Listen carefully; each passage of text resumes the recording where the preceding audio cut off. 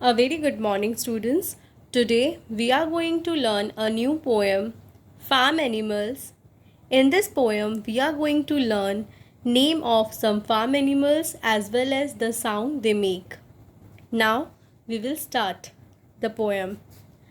Old MacDonald had a farm, E-I-E-I-O, and on his farm he had some cows, E-I-E-I-O, with a moo-moo here and a moo-moo there, here a moo, there a moo, everywhere moo-moo. Old MacDonald had a farm, E-I-E-I-O, and on his farm he had some ducks, E-I-E-I-O, with a quack quack here and a quack quack there, here a quack, there a quack, everywhere quack quack. Old MacDonald had a farm, E-I-E-I-O, and on his farm he had some ships, E-I-E-I-O, with a ba-ba here and a ba-ba there, here a ba, there a ba, everywhere a ba-ba. Old MacDonald had a farm, E-I-E-I-O.